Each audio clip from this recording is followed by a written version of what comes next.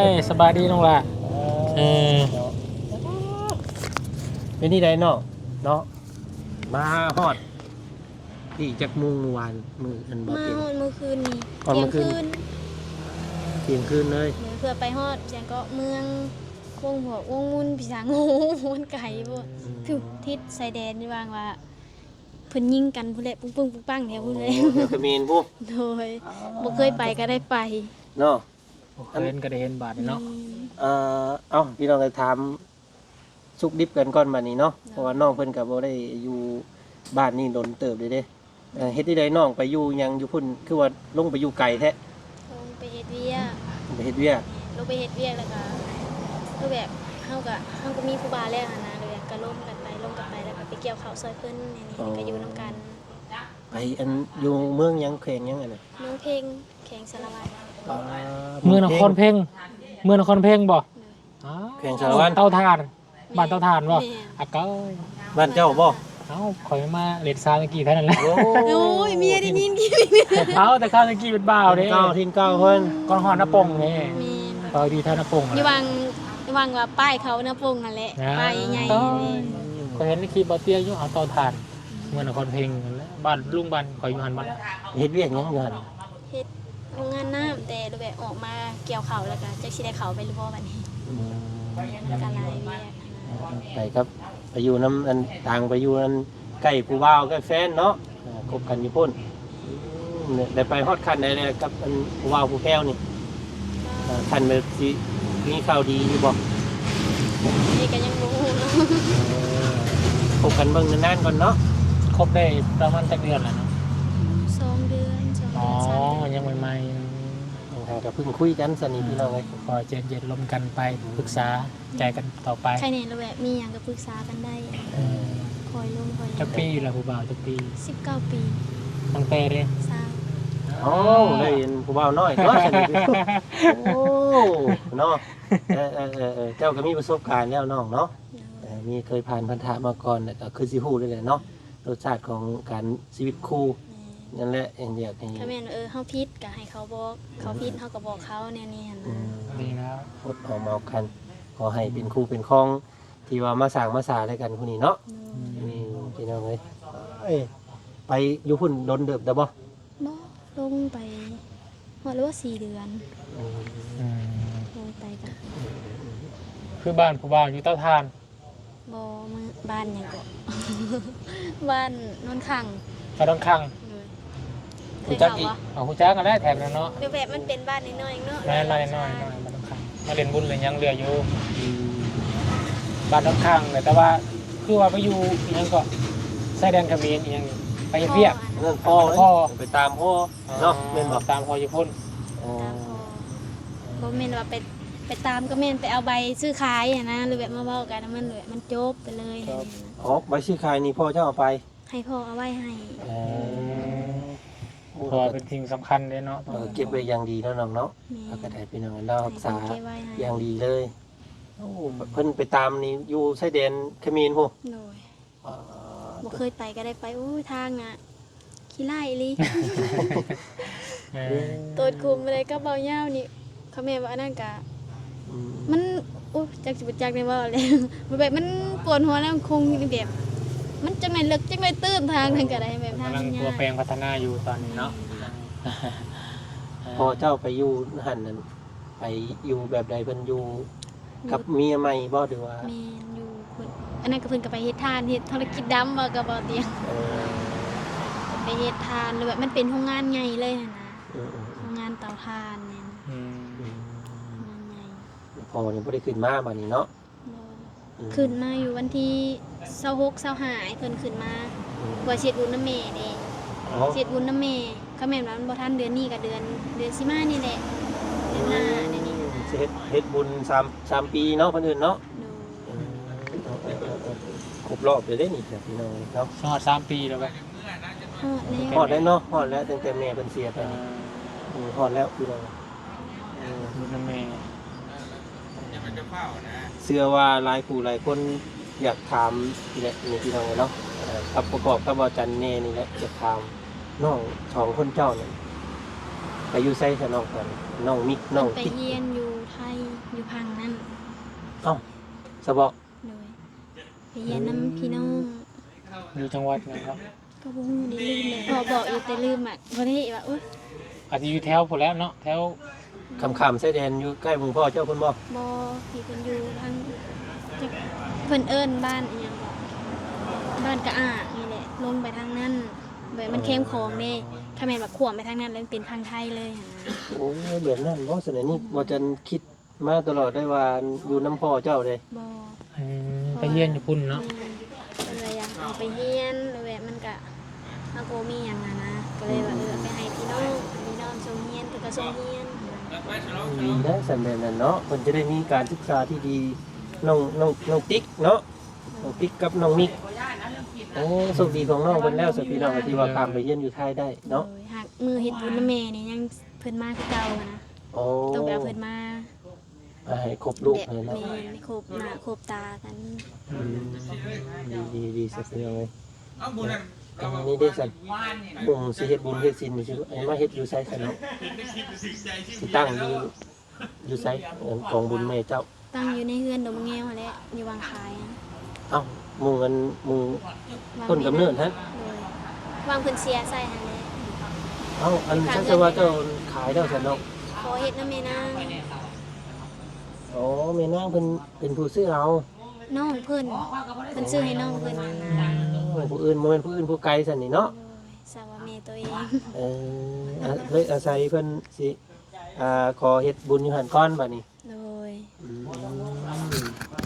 มื้อใดอันนี้แผ่บุญแผ่ศีลน้ำป้าน้ำลุงแน่ซั่น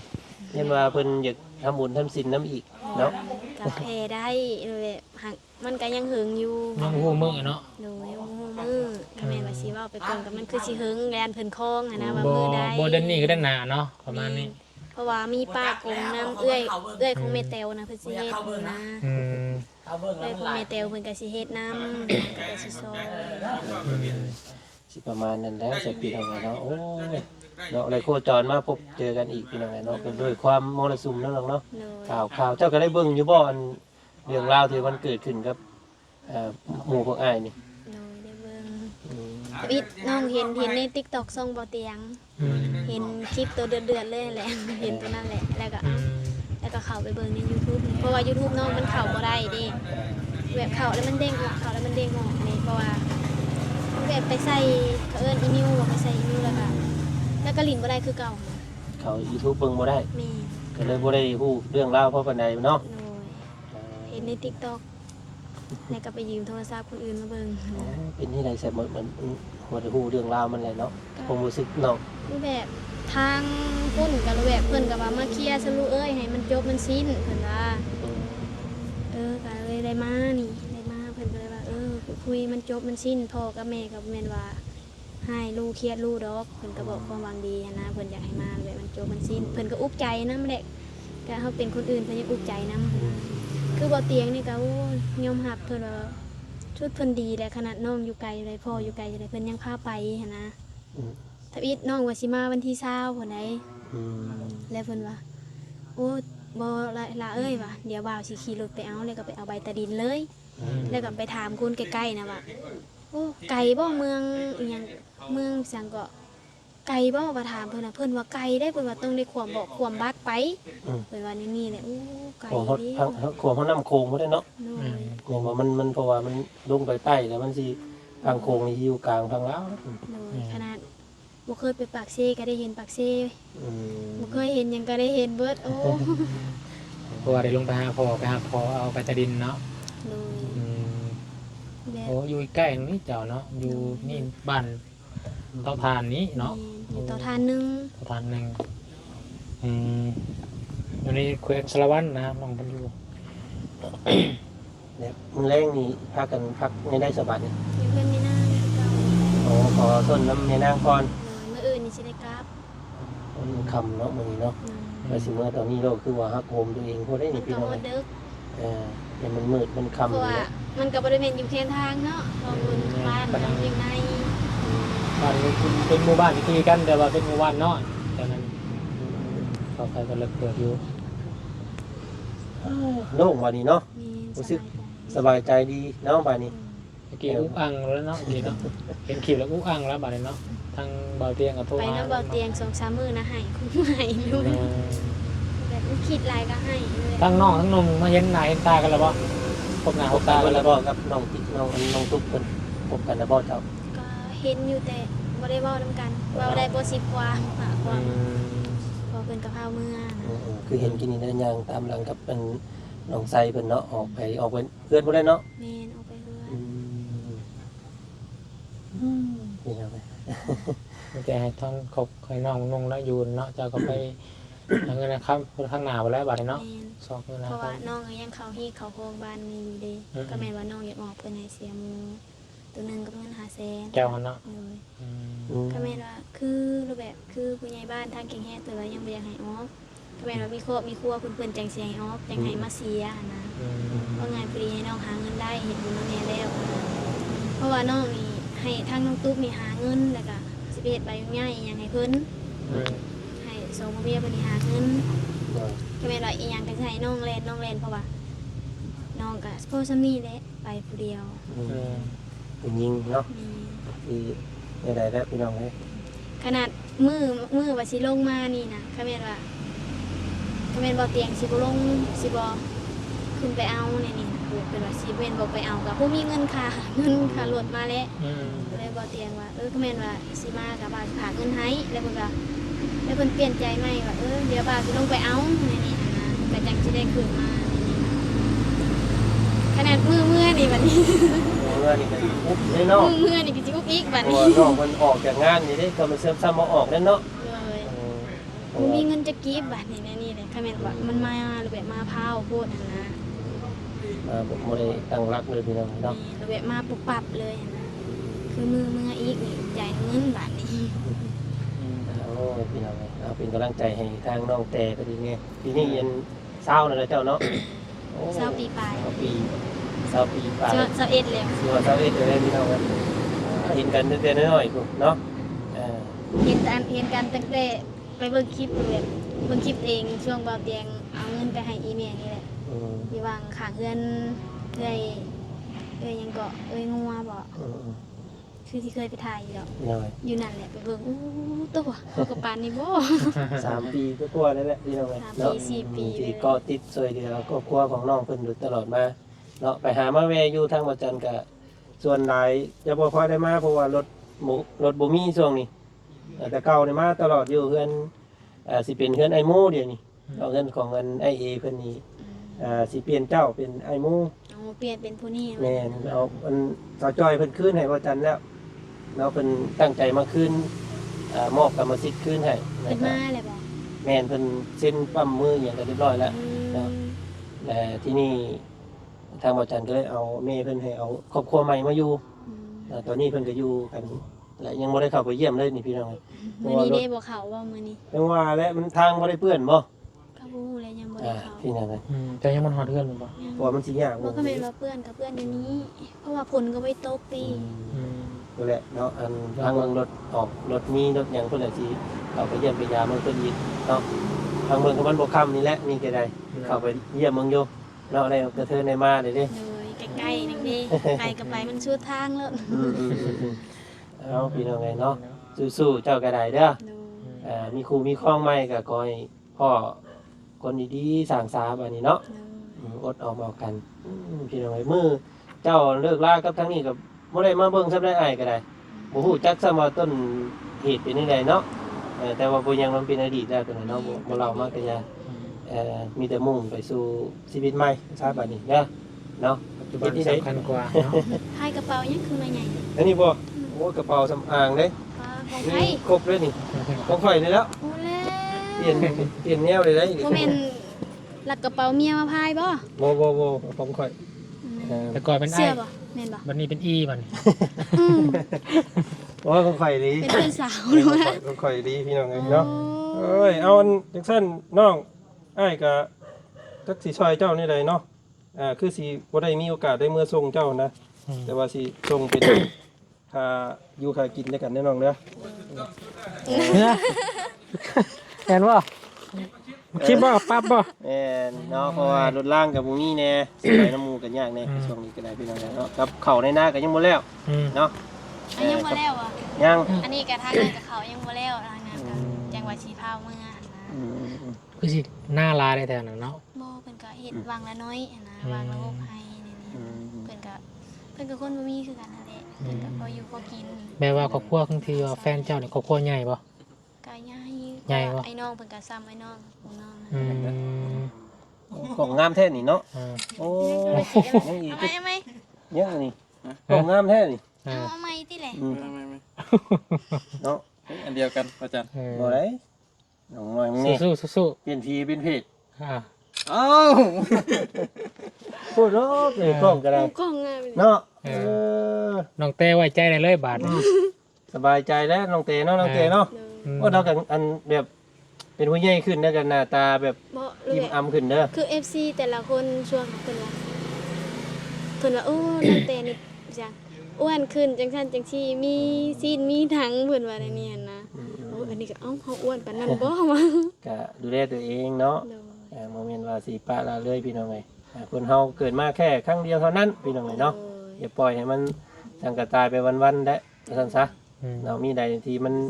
ให้ความสุขตัวเองเนาะเนี่ยใดมันจบมันงามในห่างกายเฮ็ดไส้นั่นน้องเนาะ เนาะ ปกติกันดอกกันนั่นก็ได้เอ้าอันนี้เป็นน้ำใจจากอ้ายเด้อ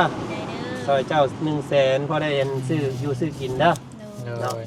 อันนี้เป็นของบาบุญเนาะซอยน้องแต่นำเด้อ100,000พอได้อายุก็กินซื้อของฝากของต้อนไปให้ครับ คนของใจเนาะ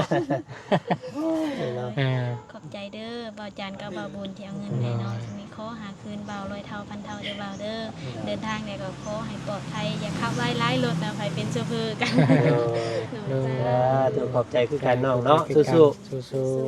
ๆสู้ๆขอให้พบพ่อแสงสว่างเด้อบัดนี้เด้อเนาะอย่าให้มีเรื่องมีราว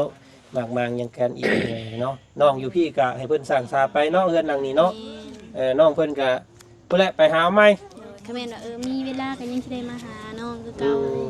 ไปหามาสู้กันคือเก่าจะป้าน้องเพิ่นได้ บ่ฟ้า น้องก็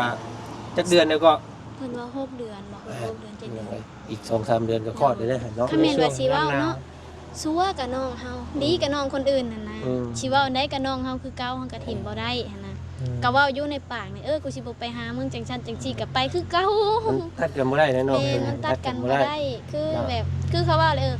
ซัวได้ดีกับคอมเมนต์ว่าเป็นพ่อกับซัวกับพ่อเฮาหั่นนะให้กับพ่อแบบดีกับพ่อคนอื่นนี่หั่นนะป้าบ่ได้คือเก่าเพราะว่าครอบครัวเฮาก็ยังมีซันนี่หั่นนะ คือเจ้านี่นะเป็นแม่เนาะไอ้ถือก็เป็นแม่พวกน้องๆเพิ่น มีเด้โทรมาถามหาเบาจันเบาจันเด้เพิ่นใหญ่ได้เด้นี่เพิ่นฮู้จักความบ่เลยขี้แดนเพิ่นจักก็เพิ่นนะนี่อ่านแน่ว่าเขียนหยังนี่โอ้ยโตยังเด้ผู้นี้เลยว่าเบาจันเด้เพิ่นว่าเอ้าเห็นใน YouTube เพิ่นว่าเพิ่นเบิ่งได้เพิ่นก็ เอาตอนแรกๆตอนเพิ่นยังน้อยก็บ่จันก็สิค่อยเข้าหาเพิ่นเรื่อยแน่ช่วงนั้นช่วงขึ้นเฮือนขึ้นซ่านยังก็เนาะเฮ็ดของอยู่ของกินมาแต่บ้านมาขึ้นเฮือนให้น้องเพิ่นอยู่นี่แหละพี่น้อง ช่วงนั้นเพิ่นติดเบาจันกับเบาเตียงน้องมิก โอ้ยใหญ่แล้วบัดนี้เนาะ ใหญ่แล้ว เอามีโอกาสเขาสิได้พบพ่อกันอีกน้องๆเนาะ โด ก็แหละมือบุญมือศีลเฮ็ดให้แม่เพราะว่าน้องเพิ่นก็สิเฮ็ดบุญ3ปีแล้วเนาะ โดย บุญครบรอบวันที่เพิ่นเสียไป โดยก็ยังสิได้หาบ่าวอยู่ โดยเอายินดีเด้อน้องเด้อเอาดีใจนำมื้อนี้มาไกลเกลี่ยปัญหาให้ลงรอยกันเนาะมื้อนี้เนาะแล้วอย่าว่าทางนั้นทางนี้เด้อน้องเด้อ มื้อนี้คล้องเลยเอ้าเบาจันคือบ่มาเด้ว่ะ 14หลายคนก็เว้าอ้ายอยู่ได้โอ้ยอ้ายนี่ลังเด้อแยกวงว่าซั่นเราบ่ค่อยไปได้ทิ้งนะ บ่แม่นเนาะเรียกไผเรียกมัน มันค่าเวียกดีพี่น้องอยากมาแต่เช้าพุ่นแหละว่าจังแต่ว่าพอเนาะทางนั้นก็โอ้ยให้หน้านี่ก็แม่นช่วงนี้ก็เห็นคลิปได้อยู่เข้าอยู่น้ำเราบ่ค่อยไปทางใดเนี่ยมันเอาขอเวลาอีกจักหน่อยพี่น้องเอ้ยเนาะโอ้ยอีกมื้อ2มื้อนี่แหละเข้าที่เข้าทางแล้วเนาะเอาจังไดมื้อนี้อ้ายขอขอบใจเจ้าหลายๆเด้อ นี่ก็ขอบใจกันเด้อ เดินทางปลอดภัยเด้อน้องเด้อ เดินทางการเดินทางปลอดภัยดีมีเองนะห้ามเจ็บห้ามไข้ไล่ไปทางใดกัน และมีโอกาสผ่านมาทั้งบ้านสิไปเวลาเยี่ยมยามเด้อบ้านดอนคังเนาะ มัน โอเค ข้างเมืองสารวัตรแขวงสารวัตรเนาะ แขวงสารวัตรเมืองนครเพ็งถ้าก้อนฮอดบ้านก่อยนะ เอ้าเมื่อเวลายังกระทั่งยี่น้องคนยิ้วเขาอยู่หน้าพี่น้องทางบ่จันขอตัวลาก่อน สบายดีคนก็เบิด ขอบใจเนาะ สกุลพาเว้า อ่า โอเคพี่น้องเลยเนาะก็ได้มาถามไทยเนาะดิบซุกของน้องแต่เนาะหลังจากออกจากบ้านต้นสันเนาะไปสู่แขวงสารวันเนาะโอ้ยบอกคิดเลยว่าน้องคนสิไปอยู่แขวงเดียวกันกับบาบุญแล้วพี่น้องเลยเนาะแขวงสารวันพี่น้องเลยเนาะเอาจังได้แกลงเอยกันหน่อยดีก็ได้ดีมุกดีใจเนาะทาง